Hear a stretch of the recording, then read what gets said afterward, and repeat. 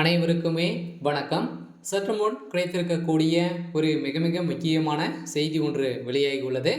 சற்று முன் அமைச்சர் ராசா அதிரடி கைது, அவருடைய சொத்துக்கள் முடக்கம், இது மாதிரி செய்திகள் வெளியே இருக்கு. ஸோ ஏற்கனவே ராசாவுக்கு எதிரான விசாரணைக்கு தடை கோரி மனு பார்த்தீங்கன்னா இப்போ உச்சநீதிமன்றம் தள்ளுபடி செய்திருக்கும் நிலையில் தான் பார்த்தீங்கன்னா அமலாக்கத்துறை அதிரடியாக வலியுறுத்தியிருக்கும் நிலையில் சட்டத்துக்கு விரோதமான சம்பாதித்த அனைத்து விதமான சொத்துக்களும் இப்போ பார்த்தீங்கன்னா ராசாவுடைய சொத்துக்கள் முடக்கப்படுவதாக ஒரு பரபரப்பான செய்தி வெளியாகி வரும் நிலையில் தான் பார்த்தீங்கன்னா இப்போ தமிழகத்தில் பெரும் அதிர்ச்சியை சொல்லிச்சிருக்கு. ஸோ இதை தொடர்ந்து திமுகவில் ஈடுபட்ட சட்டத்துக்கு விரோதமான பணப்பரிமாற்ற வழக்கில் சிக்கிய அனைவருக்குமே பார்த்தீங்கன்னா ஊழல் வழக்கில் சிக்கிய அமைச்சர்களுக்கு அனைவருக்குமே இறுதி கட்டமாக அனைவருடைய வழக்கும் விசாரணைக்கு எடுத்துக்கொள்ளப்படும் அப்படின்ற மாதிரி நீதிமன்றம் தீர்ப்பு வழங்கியிருக்காங்க. ஸோ இதை பற்றி இந்த வீடியோவில் நம்ம முழுமையாக பார்க்கலாம். ஸோ அதுக்கு முன்னாடி நம்ம சேனலுக்கு இப்போ தான் நீங்கள் முதல் முறையாக வந்திருக்கீங்க அப்படின்னா மறக்காமல் நம்மளுடைய சேனலை சப்ஸ்கிரைப் பண்ணி சப்போர்ட் பண்ணுங்கள். ஸோ வாங்க வீடியோக்குள்ளே போகலாம்.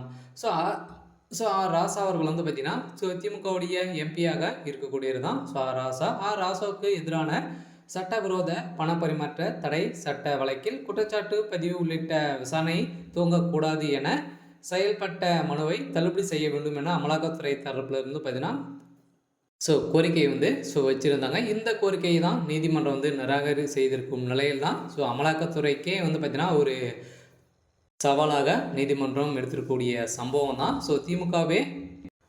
திமுகவுக்கு விலை போயிருக்கக்கூடிய அமலாக்கத்துறை இப்போ பார்த்தீங்கன்னா திமுகவை சேர்ந்த முன்னாள் மத்திய அமைச்சரும் தற்போதைய நீலகிரி மக்களவை உறுப்பினராக உள்ள ராசா வருமானத்திற்கு அதிகமாக 5 கோடியே 53 லட்சம் ரூபாய் அளவுக்கு சொத்துக்களை குவித்ததாக குற்றச்சாட்டு இருந்த நிலையில் ஏற்கனவே 2015ஆம் ஆண்டு காலத்தில் சிபிஐ வழக்கு பதிவு செஞ்சுருந்தாங்க.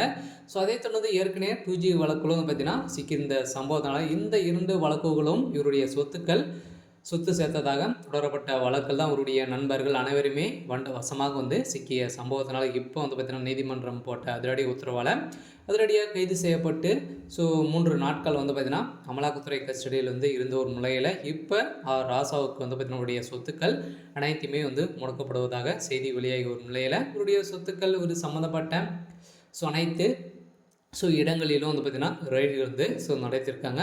இந்த ரைடில் சிக்கிய எக்கச்சக்கமான பணங்கள் சிக்கி நிறைய சொத்து ஆவணங்கள் சிக்கிய சம்பவத்தினால தான் இந்த சொத்துக்கள் அனைத்தையுமே முடக்கி இருக்கக்கூடிய சம்பவம் திமுகவுடைய பெரும் அதிர்ச்சியை ஏற்படுத்தியிருக்கு. இதைத் தொடர்ந்து இந்த வழக்கு விசாரணை உச்சநீதிமன்ற வளாகத்தில் உள்ள சிபிஐ சிறப்பு நீதிமன்றத்தில் விசாரணைக்குள்ளது. இந்த வழக்கின் அடிப்படையில் அமலாக்கத்துறை தாக்கல் செய்யப்பட்ட குற்றப்பத்திரிகையில் விசாரணை இன்னும் நிறைவடையவில்லை என உச்சநீதிமன்றம் தீர்ப்பு வழங்கியிருக்கும் நிலையில் தான் இப்போ அதிரடியாக களத்தில் இறங்கியிருக்காங்க. இருந்தாலும் ராசா அவர்கள் கைது செய்யப்பட்ட சம்பவம் பெரும் அதிர்ச்சியை ஏற்படுத்தியிருக்கு.